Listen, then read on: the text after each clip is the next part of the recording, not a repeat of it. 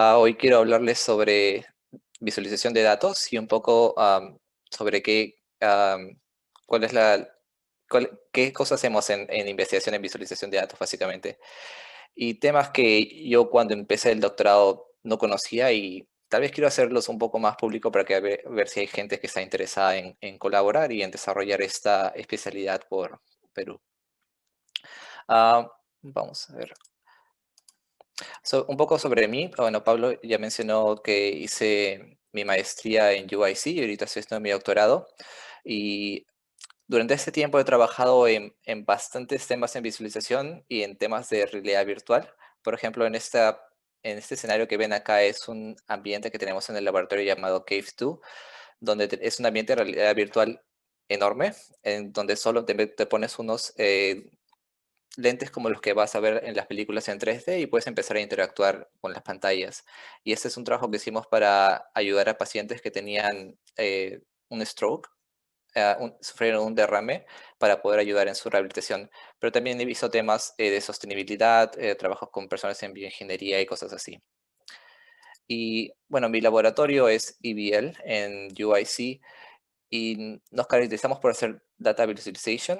También trabajamos con redes y trabajamos bastante con pantallas grandes, como ven acá. Arriba a la izquierda es Cave 2, donde podemos visualizar datos en 2D, en 3D, y es un ambiente de 320 grados con 72 pantallas y tenemos, creo que en el momento, un clúster soportando todo el rendering. Pero también en los años 90 desarrollamos el Cave One que se ve arriba a la derecha, que estaba basado en proyecciones y era solo un ambiente de un cubo con proyectores por todos lados.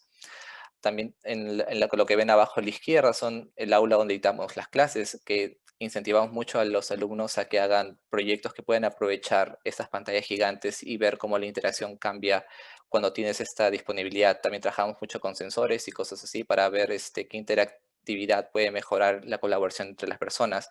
Y algo que les gusta mencionar a mi laboratorio es que cuando salió la primera película de Star Wars, la escena de la Estrella de la Muerte y cuando estaban haciendo el plan de cómo iban a entrar los X-Wings fue diseñada en el laboratorio, fue creada por Larry Cuba y usaron unas computadoras bien antiguas con nodos para hacerla. Y tenemos todavía una réplica de alguna parte de la Estrella de la Muerte en el laboratorio. Pero bueno, eso es más o menos lo que hacemos por allá. Es divertido, puedo decirlo. Bueno, para comenzar, creo que todos ya saben que hay data en todos lados y la data que usamos ahora, es más fácil de conseguir, lo usamos para hacer bastante toma de decisiones, para entender bastantes fenómenos. Por ejemplo, si tú estás viendo el clima y quieres ver si la tormenta va a llegar o no, que es algo muy común en Estados Unidos, puedes ver el reporte del clima, entrar a la página y poder entender cómo va a ser la situación en unas 5 horas o cosas así. Bastantes temas hay para explicar y comunicar, que es como lo presentan los periódicos y por eso también hay bastante de periodismo involucrado. Y si ustedes han visto infografías en los periódicos o predicciones del clima, son ejemplos clásicos que hay de visualización de datos. Entonces es algo bastante común. Pero a mi parecer, desde la pandemia creo que se ha puesto un poco más en contexto para bastantes personas el tema de visualización de datos. Y en especial, esta presentación del Financial Times que muestra la cantidad de casos que había por país ha sido una de las, al menos por acá, uno de los principales tweets que ha sido publicado bastante. Y desde la creación de este gráfico han habido más de 1000 diferentes publicaciones del Financial Times respecto a la misma data. Y solo para comentarles un poco sobre cómo comenzó este tema, el Financial Times estaba interesado en ver cómo el Reino Unido estaba llevando el tema de la pandemia comparado con otros países, pero como ustedes bastante deben saber, la data que manejan acá es exponencial. Entonces, cuando la data es exponencial, ellos decían, ¿cómo comparamos un país con otro? Cuando comparas data exponencial, tienes curvas, entonces las curvas son muy difíciles de comparar, por eso que pusieron esta data en escala logarítmica.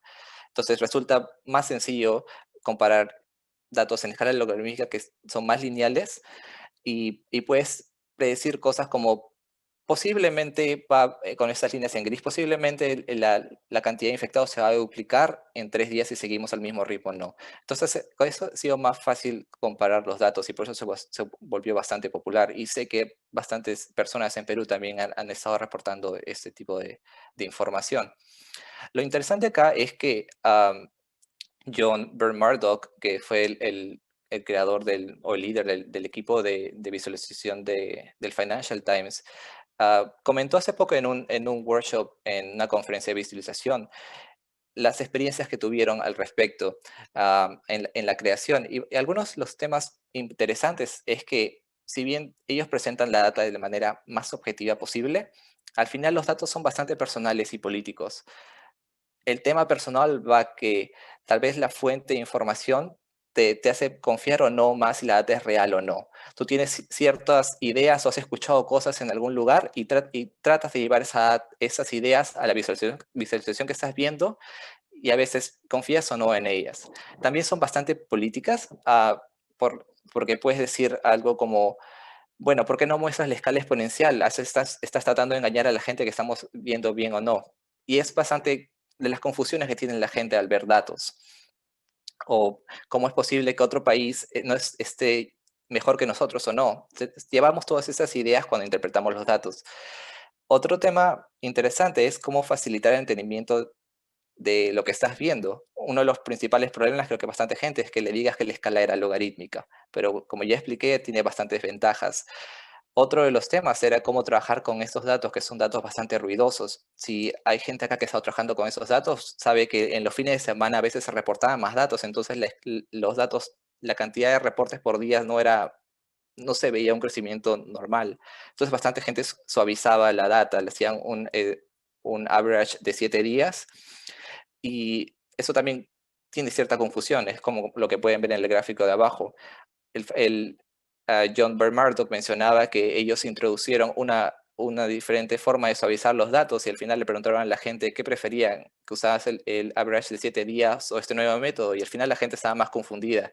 Y esta confusión no solo pasa en personas que son del ámbito fuera de visualización, sino también personas de computer science, no sabían por qué tomar una decisión u otra. Entonces, a veces entendían que había que no entrar mucho en detalle para que la gente entienda más cosas.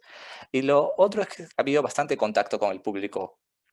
El hecho de que estas publicaciones hayan sido principalmente publicadas en Twitter ha hecho que bastante gente se pueda conectar con los periodistas de este medio y pasarle sus preguntas y preocupaciones, pedirles que mejoren las cosas o no. Entonces ha habido bastante conexión que a veces creo que antes era muy difícil de hacer con otros medios. O como hace unos años que tendrías que mandar una carta, ¿no? Para ver si el periodista podría ver tu opinión o no. Otro ejemplo es más en el contexto de Estados Unidos, es el de las elecciones, en el que hay esta idea que mostrabas este mapa donde los rojos son los republicanos y los azules son los demócratas y estos son los condados en Estados Unidos y decía, bueno, hay más estados republicanos que entonces eso significa que Trump ha ganado en todos esos estados. Y el problema es que cuando pones datos en mapas, y creo que antes han tenido un seminario también de mapas, es que hay una distorsión cuando ves el área del lugar y al final lo que interesa es más la densidad poblacional. Entonces cuando ves la data en base a cantidad de personas que viven ahí y ves las divisiones, ves que en las bastantes de estos condados de Estados Unidos la densidad poblacional es bastante baja. Entonces estos gráficos son muy fáciles de manipular para dar el mensaje que tú quieras. Entonces la gente tiene que estar muy atenta al respecto.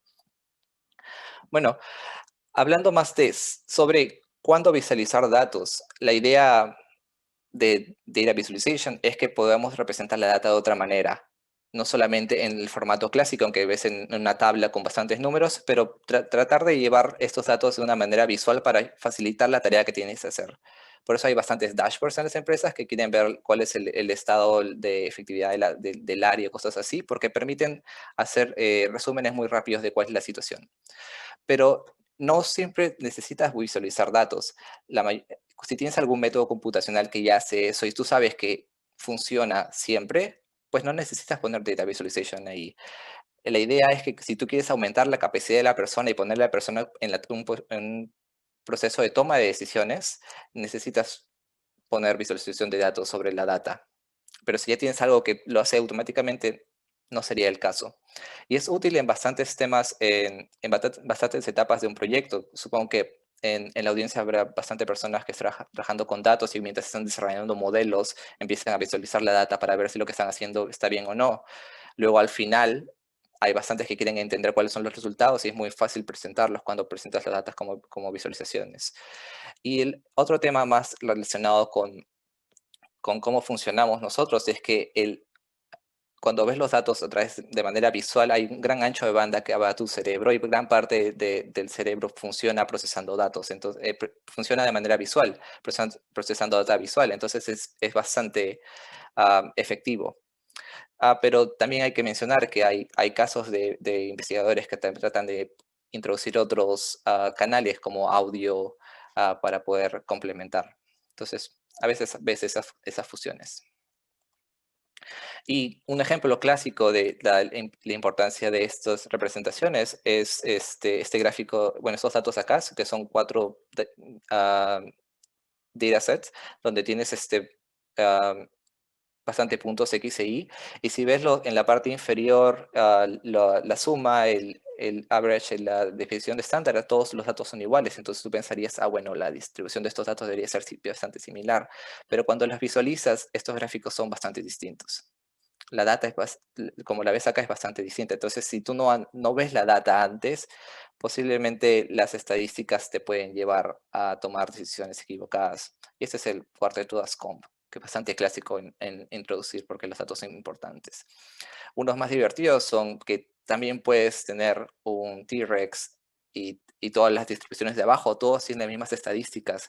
Entonces, como digo, hay que siempre ver la data antes de empezar a poder tomar una decisión si solo tienes los datos en una tabla.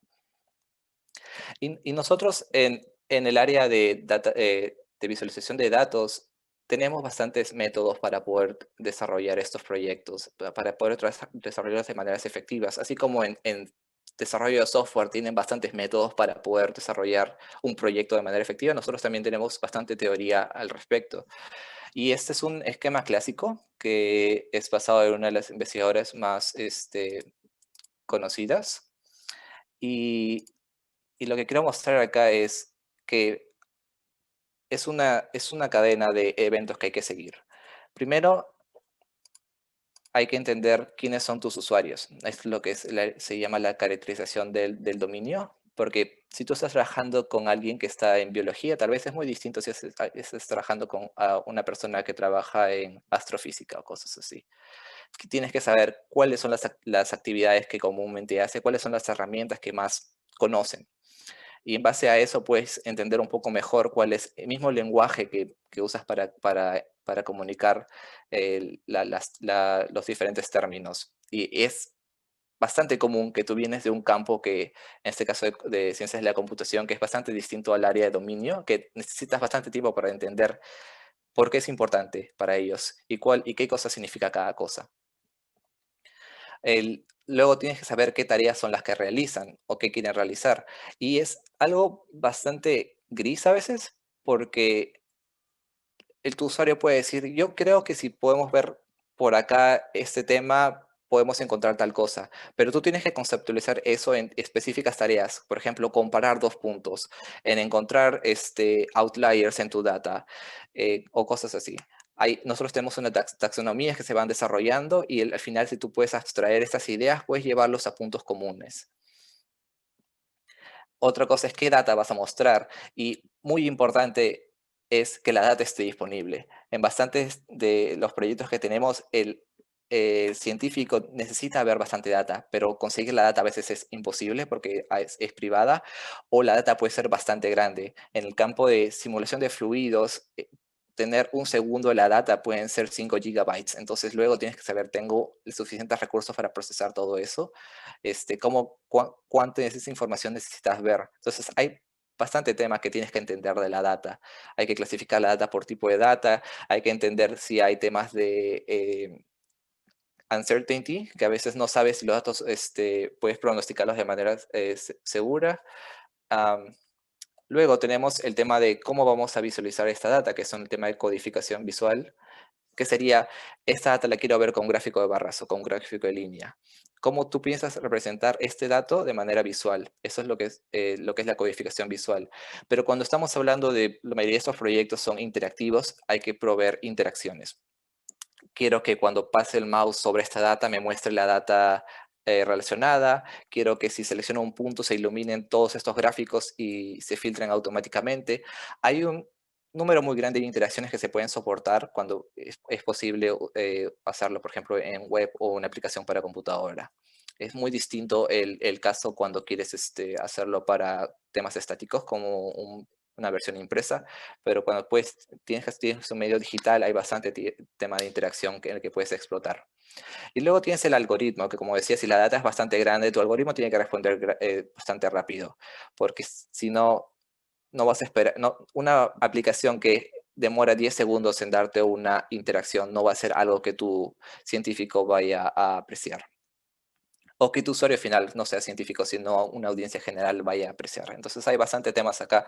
Y como pueden ver o pueden imaginar, hay bastantes temas en donde puede fallar. Si entendiste mal las tareas, si entendiste mal el lenguaje, si no supiste decirle a tu usuario que no podías hacer esa tarea porque la data no lo proveía, todos tus proyectos se pueden caer.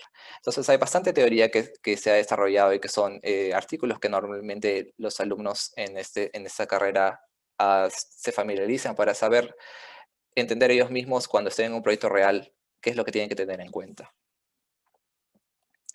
Y bueno, esta diapositiva es solo para mencionar que el libro de la izquierda es lo que normalmente leemos por acá, enseñan en visualización de datos, que es el libro de Tamara Munster, que contiene todo metodología de desarrollos de proyecto en visualización y todo lo que puedes necesitar para empezar, a mi parecer. También hay otros libros como el de Christian Tominski para ver un poco más de interacción. Y hay bastantes libros que son un tema más, con un perfil más periodístico, que son los de Alberto Cairo, que en realidad a mí me gusta mucho leerlos y creo que los últimos que mencionó era como la data te puede mentir, que son también muy, muy recomendados. Um, Hace poco estaba buscando como hacer un resumen de lo que hacemos en visualización y encontré un blog de Jessica Holman, que es una profesora de la Universidad de Northwestern, y lo que ella mencionaba de qué es investigación en visualización. En un principio es comprender los principios y guías para crear visualizaciones más efectivas, porque eso es lo que queremos para los usuarios, que sepan cómo aprovechar de manera visual para poder hacer sus tareas más rápidas. También desarrollamos tecnología para crear visualizaciones. Si ustedes han usado Excel en la manera más básica, tienen alguna forma para crear gráficos. Los que trabajan en Python saben de ggplot o matplotlib o Seaborns. Los que trabajan en web saben de D3 o Vega Lite. Y hay, o sea, todas esas tecnologías, la mayoría ha empezado en algún paper, en una investigación y se han puesto disponibles al público y han hecho que la gente pueda crear visualizaciones de muchas maneras. En el caso de R con Shiny. Luego también creamos nuevas codificaciones de datos que nosotros llamamos encodings, que sería cómo representar de manera más innovadora, que para tal vez vayas del gráfico de barras a algo más importante. Si estás visualizando una red de amigos, cómo hacer que las conexiones no estén unas sobre otras o cosas así, es un ejemplo clásico.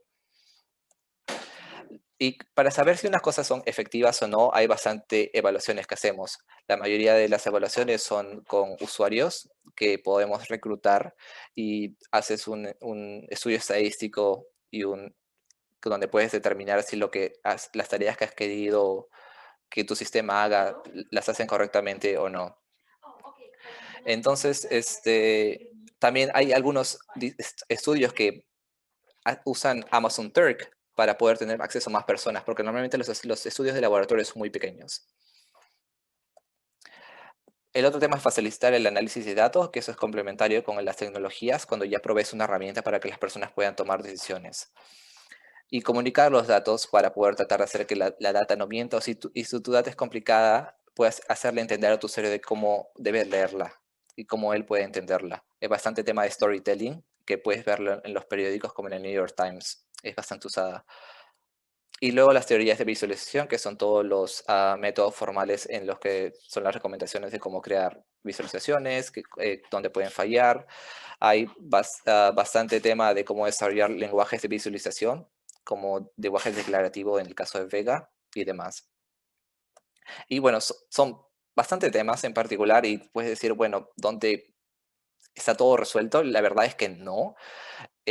La idea que me llevé de la última conferencia es que bastante de las personas han estado tratando de conectarse más con personas fuera del ámbito, por ejemplo, en el ámbito de psicología, porque al final presentamos visualizaciones, hacemos un estudio, vemos que funciona, pero por qué funciona no estamos muy seguros. O sea, bastantes temas, presentamos resultados, pero no estamos seguros por qué funcionan o no. Y necesitamos bastante del conocimiento de otras áreas. Y ese primer resumen era para ver un poco de las tareas que hacemos en visualización, pero también quiero mostrarles un poco del ámbito a nivel de dónde aplica. Y para eso vamos a ver un poco de cómo está diseñada la conferencia donde nosotros publicamos, la principal, y los términos que usamos ahí al respecto.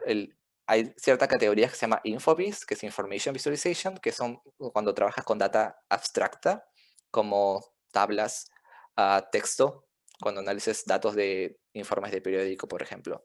SciVis, que es Scientific Visualization, es cuando ya tienes data espacial, donde un punto, por ejemplo, en un volumen, un punto tiene datos como velocidad, presión, temperatura, cuando estás haciendo una predicción del clima. VAS, que es Visual Analytics, cuando ya se está analizando un sistema que tiene que ayudar a resolver una tarea en específico y tienes que ver si puedes crear, el usuario puede razonar y sacar esos resultados. Y algunos ejemplos, acá este que ven acá se llama Transpiece, que es una visualización de traducciones de Otelo, de Shakespeare, donde cada una de esas columnas representa una traducción en específico. Entonces, si pueden, la imagen es un poco pequeña, pero si pueden ver, hay conexiones entre las columnas y esos son el mismo pasaje. Y lo que están tratando de ver es cómo estas traducciones son diferentes en base a las diferentes versiones que han sido publicadas. Este gráfico del centro son unas visualizaciones del mar que está al costado de Arabia Saudí, donde querían visualizar eddies, que eddies son unas turbulencias en el mar que se presentan en ciertas zonas. Entonces puedes sacar ciertos datos de presión, temperatura, velocidad y cosas así. Y puedes crear la simulación también. Y este gráfico que vamos a VALTD, lo voy a mencionar después, pero la idea acá es ver temas de data en Machine Learning, cómo interpretar estos resultados. Luego, en mi intento de resumir la conferencia y los ámbitos, me topé con esto. Estaba haciendo un resumen de los workshops, que son lo que están viendo arriba en el color más claro, y esos son los temas de los distintos workshops en la conferencia, y lo que ven abajo en gris son los distintos tracks o los distintos temas que ves cuando ya tienes papers publicados, cuando tienes artículos para publicar. Entonces, la cantidad el ámbito es bastante grande. Entonces, fue un poco complicado para mí escoger un poco de qué cosa quería hablarles hoy día, porque hablar de todo esto no es posible en el tiempo que tenemos y tampoco que tengo yo la experiencia para mencionar todo esto, pero si ven algún tema que es de interés, posiblemente pueden luego ver artículos que los pueden ayudar en su investigación o el proyecto que estén trabajando en este momento.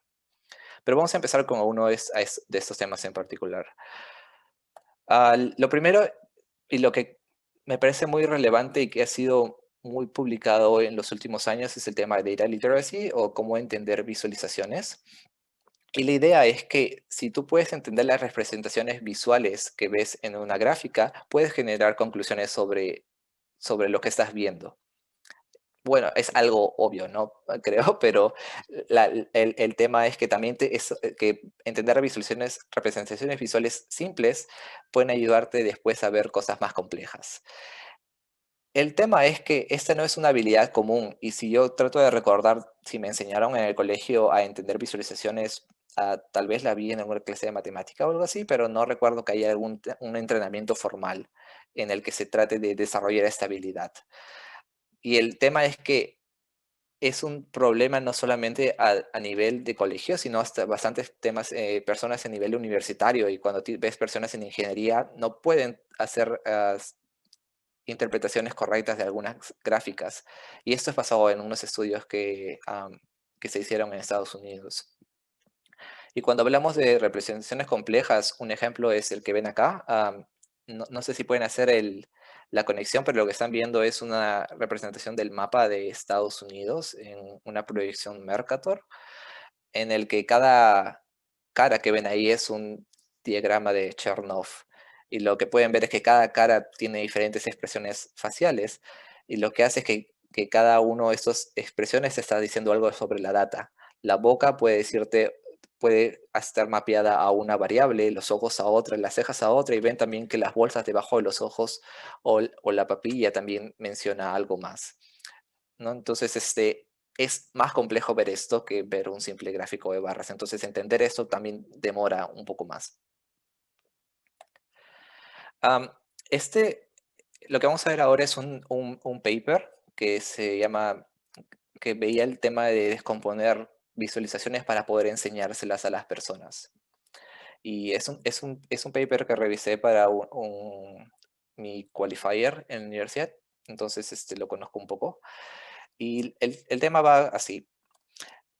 Cuando quieres explicarle algo a alguien, en este caso una visualización, puedes hacer una descripción textual, en explicar qué cosas están pasando ahí. Pero como el tema es un poco más gráfico, la descripción textual llega a ser un poco, puede limitarte. Y si tú has leído algunos artículos y te dicen, mencionan cómo otro artículo ha trabajado esta visualización y solo ves texto, tienes que imaginar bastante para entender qué es lo que quieren decir. Entonces, hay otra posibilidad que es la de usar videos, pero usar videos es bastante pesado porque tienes que grabar el video, si luego tienes que editar un video, toma tiempo, entonces no es muy flexible.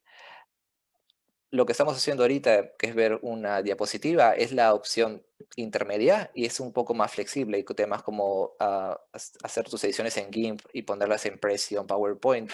Resulta es un tema muy atractivo, pero también toma tiempo realizar estas diapositivas. Entonces, lo que vio este paper es que cómo proveer una forma en que tú puedas explicar diapositivas, visualizaciones usando la idea de diapositivas de manera rápida.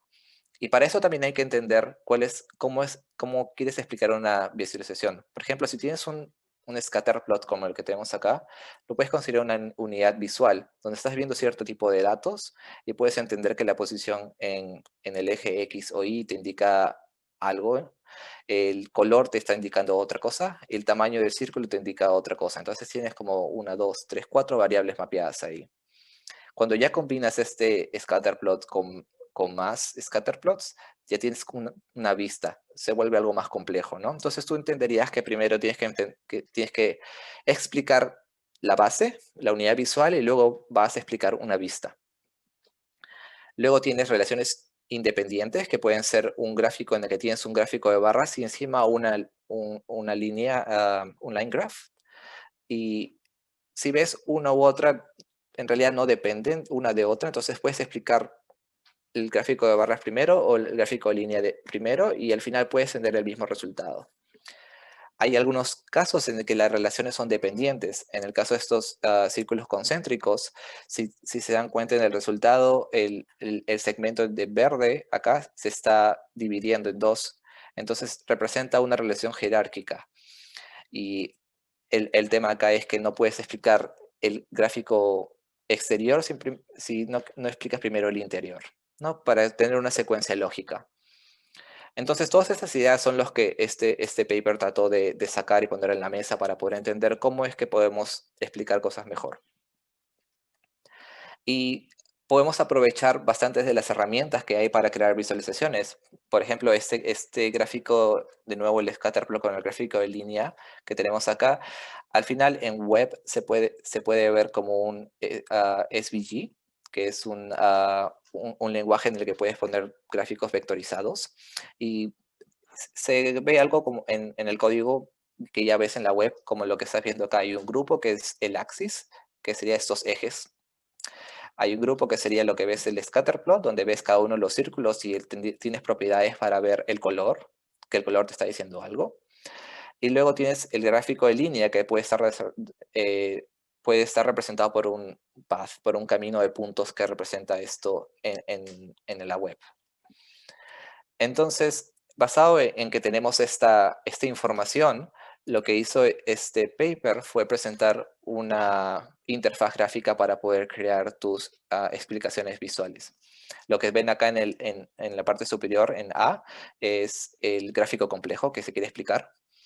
Basado en cómo está dividido el código en la representación en el SVG, puedes identificar las diferentes unidades visuales, ¿no? Por ejemplo, ese triángulo del centro, las barras que están un poco acá conectadas, y empiezas a explicar los diferentes anillos, y al final también hay un gráfico de sangre arriba.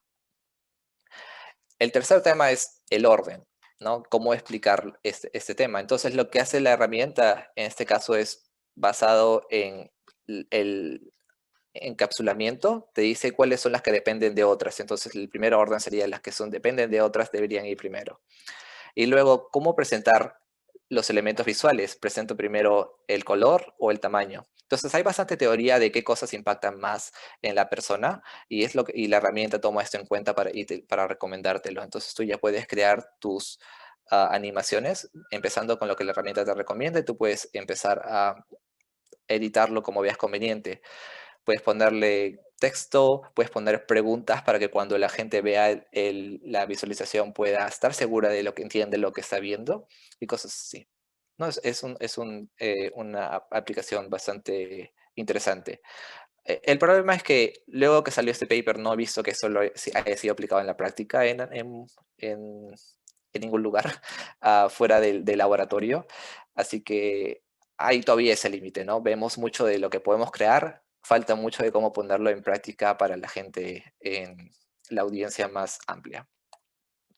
Otro ejemplo es el uso de Legos. Como ustedes saben, Lego son fáciles de manejar, son divertidos, tienen colores, puedes agarrarlos, entonces puedes tener una idea de dónde los estás poniendo. Y hay bastante tema de cuando usas el espacio, estás sacando bastante de las ideas que tienes en la cabeza y las pones en físico.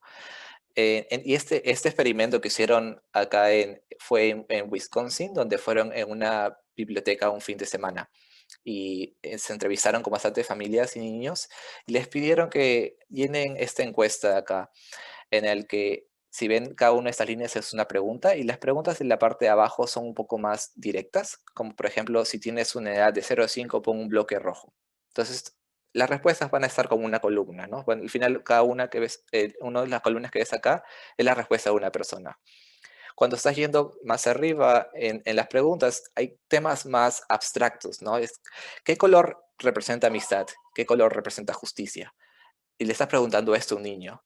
Pero lo que te das cuenta es que el niño es capaz de hacer este vínculo entre color y el hecho de que tiene un Lego y poder darte una respuesta. Entonces, hace más fácil, más accesible el hecho de que puedas hacer encuestas en este tema con personas que también es un poco más difícil sacar las respuestas de estos niños, ¿no?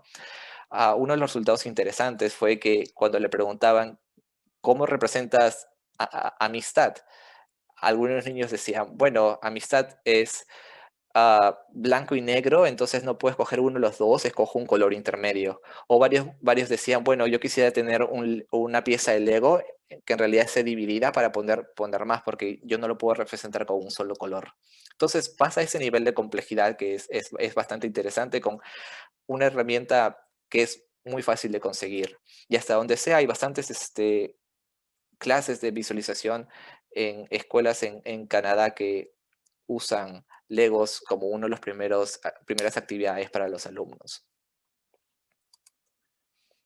Ahora vamos a movernos un poco a aplicaciones médicas, porque uno de mis colaboradores en el laboratorio trabaja en este ámbito y creo que es relevante un poco más para la Cayeta, ¿no? Uno de los temas es el tema del tratamiento del cáncer. Y en este contexto estamos hablando de cáncer de cuello y cabeza, que es un proyecto que se realizó con el MD Anderson Cancer Center de Texas.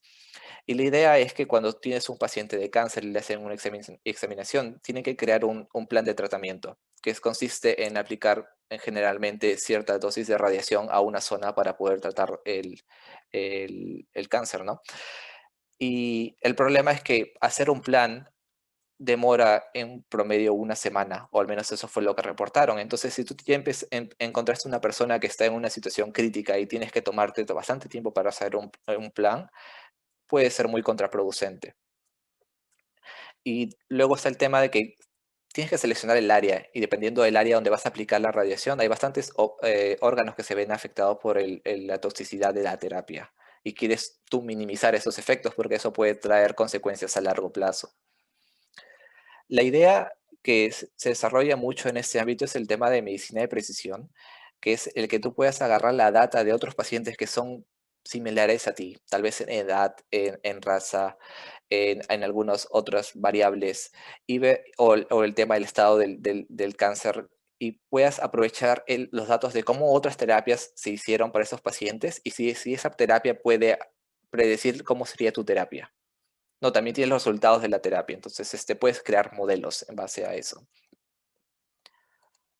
Y el tema es, bueno, ¿quién es una persona común o una persona similar a mí? ¿Cuál es el caso que es más similar?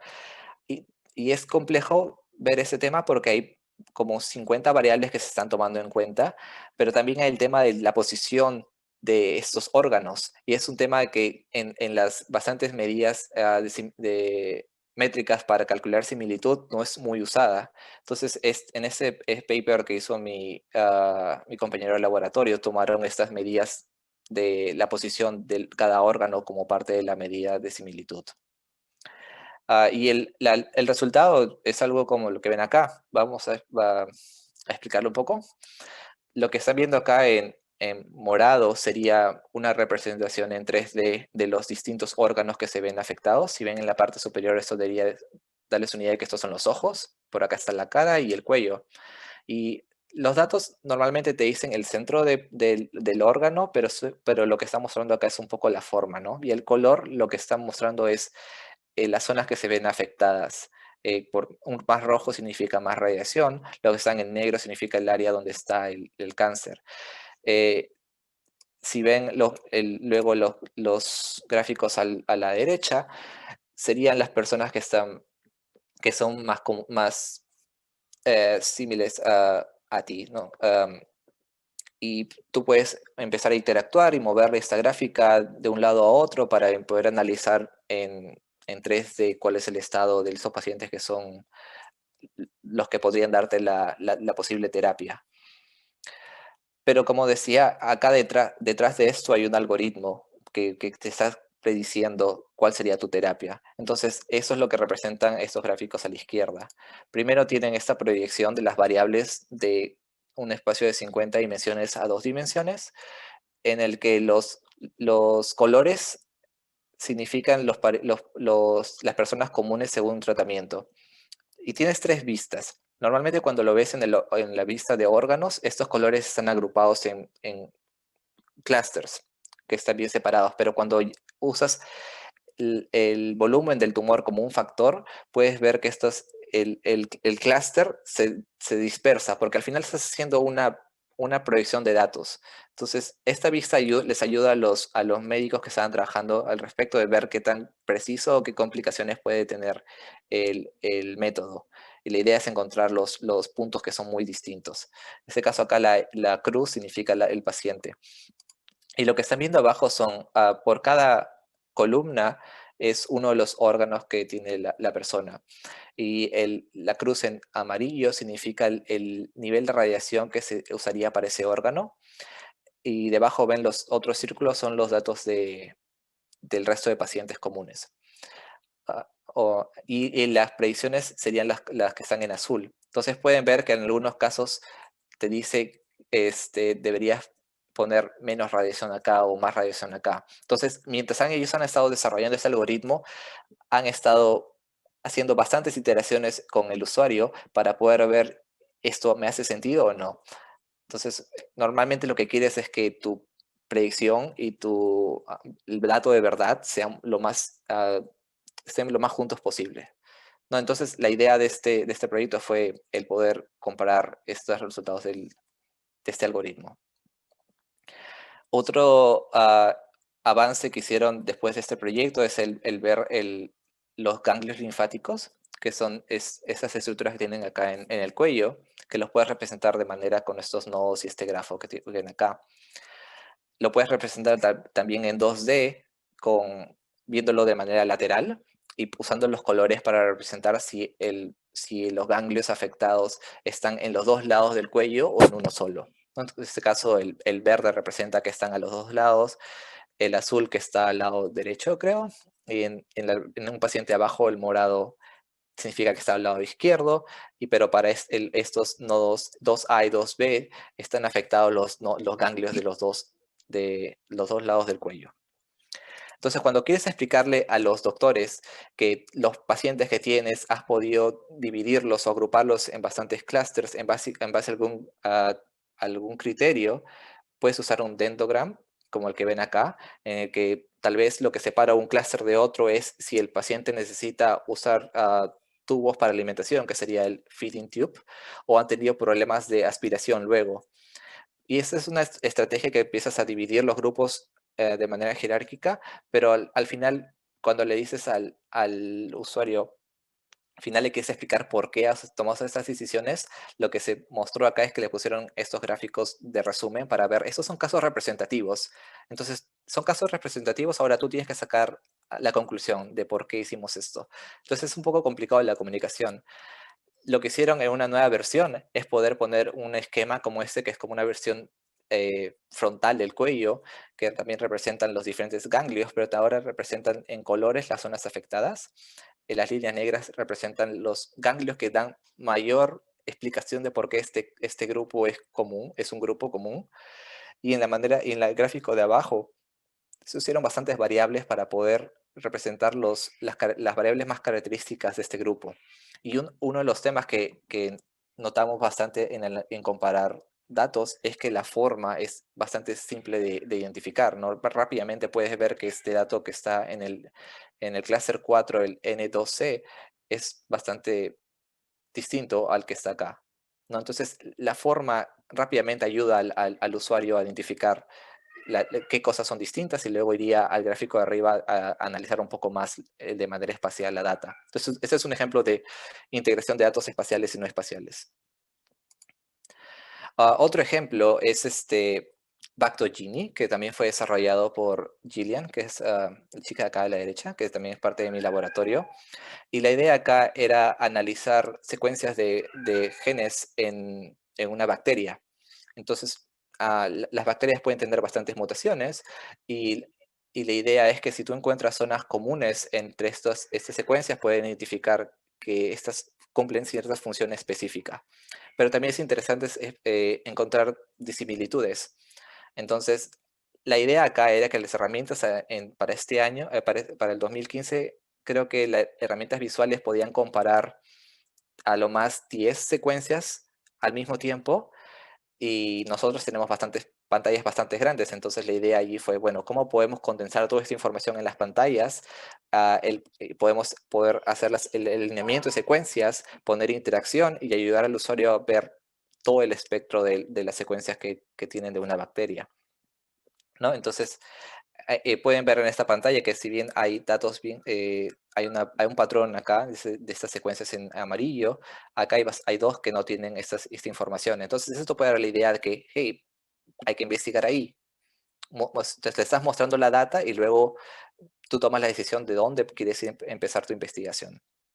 Y este es un zoom de la pantalla, pero bueno, la pantalla del laboratorio es bastante grande, entonces puedes ver que podemos aprovechar de bastante manera la tecnología que tenemos a la mano, ¿no? Este es lo que llamamos CyberCommons, que es nuestra aula de visualización. Otro ejemplo que vi que me pareció bien interesante fue un workshop de la última conferencia que mezclaba visualización y psicología. Y invitaron a Barbara Tversky bueno, ella enseñó en Michigan, pero también está en Stanford, y para dar el keynote. Y creo que el link está libre de acceso para que todos lo puedan ver si están interesados, pero ella mencionaba este tema de cómo los gestos ayudan a poner ideas, cómo donde en el espacio pones tus ideas ayudan a entender mejor la data. Y hay bastantes ideas bien interesantes y una de ellas era que cuando tú quieres empezar a entender por qué una visualización funciona, hay bastantes teorías de psicología que puedes usar. El problema es que un alumno de doctorado en Computer Science no tiene ese conocimiento de psicología y un alumno de psicología no tiene el conocimiento de lo que necesitarías para crear esta visualización o cómo hacerla más efectiva.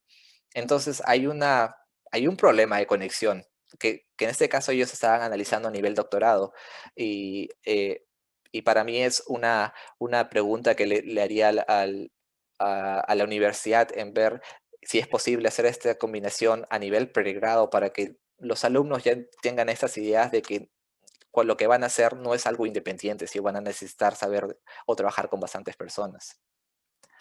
Otro tema que vimos al comienzo, que era que usamos visualización para la toma de decisiones.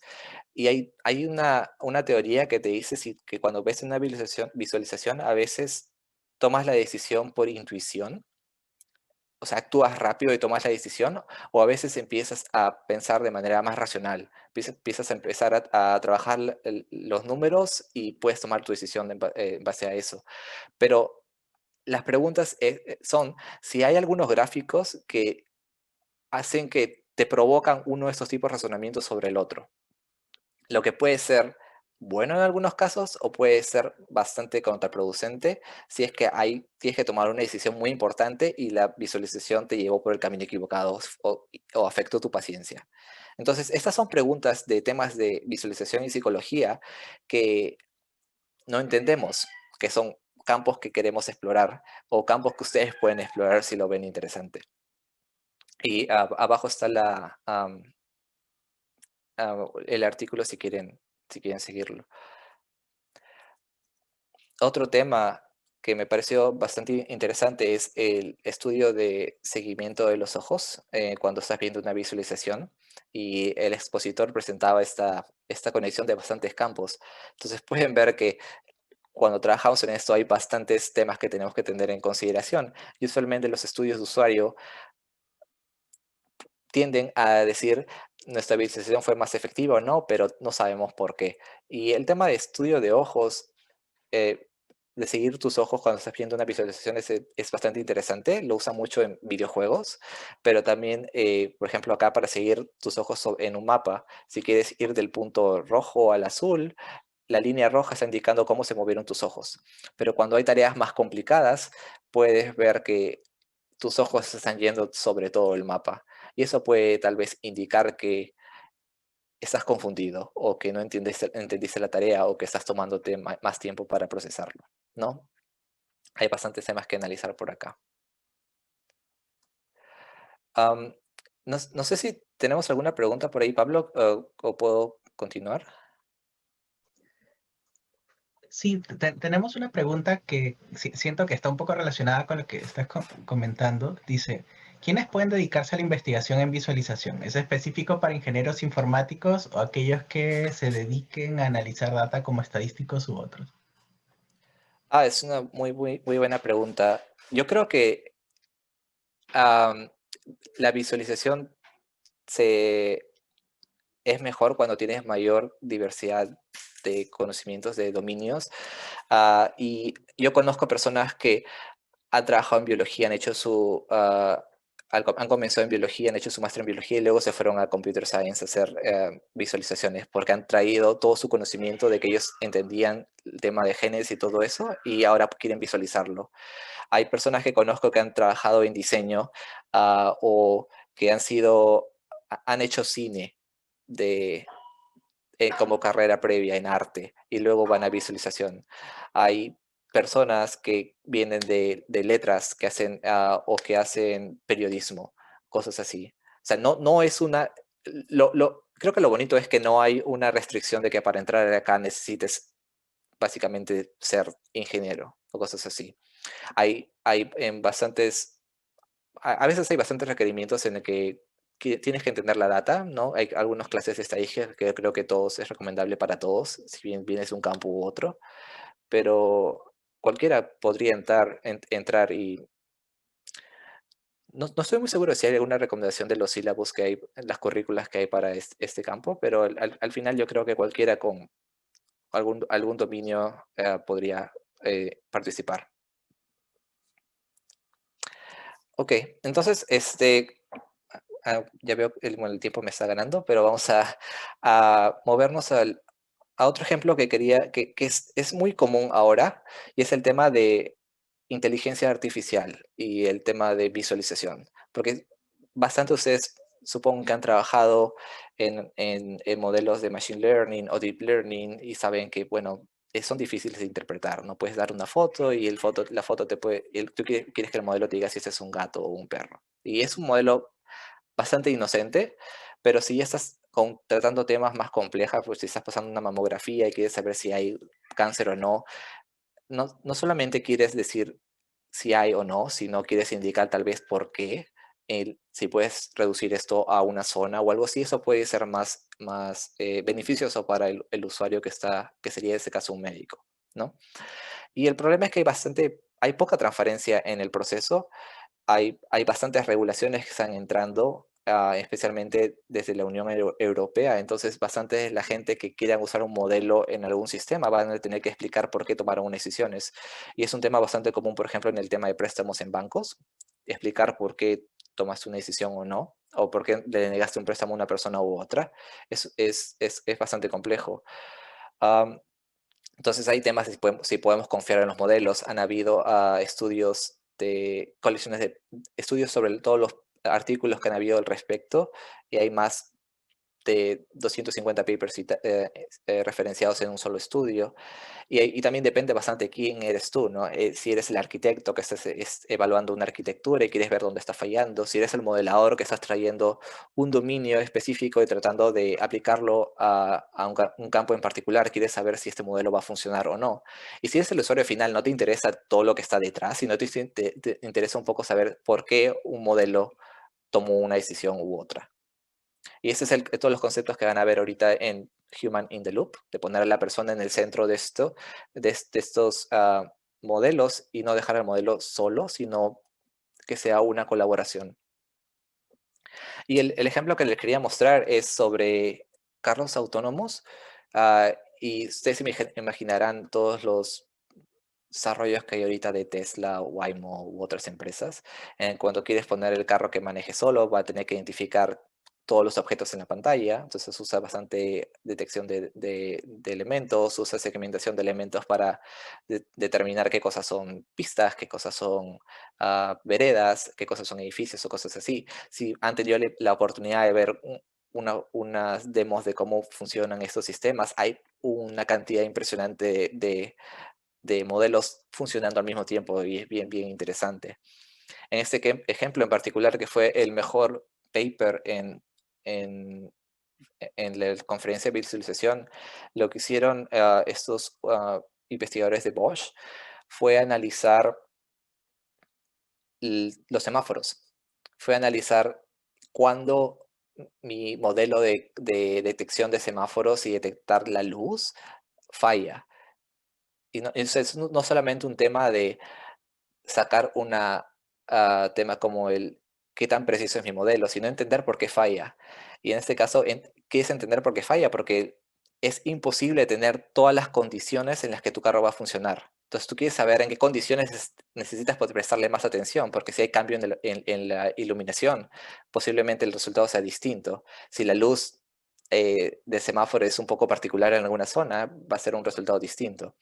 Y más o menos lo que ven acá es, en esta foto que ven en los carros en el semáforo, es una de las fotos que el carro toma como una imagen de entrenamiento. Y cuando seleccionas una, puedes ver todo el escenario de todas las siguientes imágenes que son bastante similares a estas. Y en el mapa de abajo podrían ver, lo que ven acá es, lo que está en rojo son las zonas en las que tal vez los ejemplos están fallando, donde no tenemos falsos positivos o cosas así. Lo interesante de este proyecto es que han usado Machine Learning por detrás, pero también ha presentado la interfaz gráfica con visualización para poder analizar el proceso. Y en la parte de atrás han hecho encoder, decoders para poder aprender la representación de semáforos.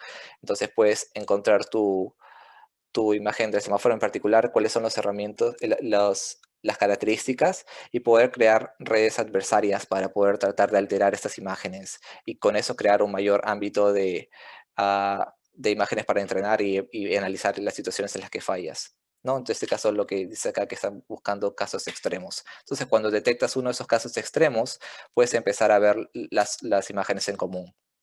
Luego por detrás está que tienes que generar estas imágenes y entrenar tu modelo de nuevo, pero esta interfaz gráfica te ayuda a detectar esos casos.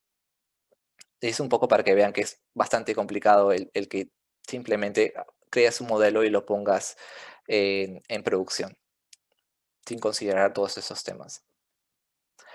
Ah, mi penúltimo tema sería, más allá de la PC, que sería el tema de ver visualizaciones fuera del contexto de solamente tu laptop o tu monitor. Y este es un ejemplo de uno de mis compañeros de laboratorio, donde están viendo una simulación de un lago en Antártica. Y la historia es que teníamos unos colaboradores que eran de la NASA y ellos fueron al lago en Antártica y bucearon. Primero uno buceó y trató de mapear ciertos puntos de interés en ese lago y luego pusieron un robot. Y el robot empezó a sacar puntos de interés en el lago. Y esos son los cuadrados que ven, los cubos que ven acá. Y las líneas sería el camino por el donde siguió. Y era el tema era presentarle cómo vemos esta data. Y él se encargó de crear la representación con un Vive en realidad virtual y también usamos el Cave para poder presentar los datos. Uno de los artículos que me llamó mucho el interés en la última conferencia era el tema de analizar los datos con bastante gente, pero todos en realidad virtual. Y en este caso lo que están viendo acá son personas usando el Vive como el headset y las mochilas es porque tienen el laptop ahí para que el Vive esté conectado a una laptop. Y lo que están viendo sería algo como lo que está debajo, donde cada uno ve el avatar de la persona y también puede tener acceso a interacción para poder crear visualizaciones con los controles y explorar la data. La vista superior te indicaría que el ambiente es un ambiente, un cuarto pequeño, y hubieron unas condiciones interesantes. La primera fue, ¿qué pasa si le decimos que solo utilicen las paredes para poner sus visualizaciones? Entonces cada uno empezó a usar la pared como una forma de organizar su data y hubo poca interacción entre las personas porque empezaban a trabajar en su pared y al final tal vez se reunían o conversaban, pero no había mucho contacto. Luego les dijeron, bueno, ya no van a usar solo la pared, sino ahora puedes poner la visualización donde sea, y eso es lo que ven en la imagen superior a la derecha, donde ya es un tema un poco más egocéntrico. Es una vista en la que tú ya puedes ponerlo todo respecto a ti, y donde te mueves, las visualizaciones se van a mover. Entonces es un diferente tema de interacción.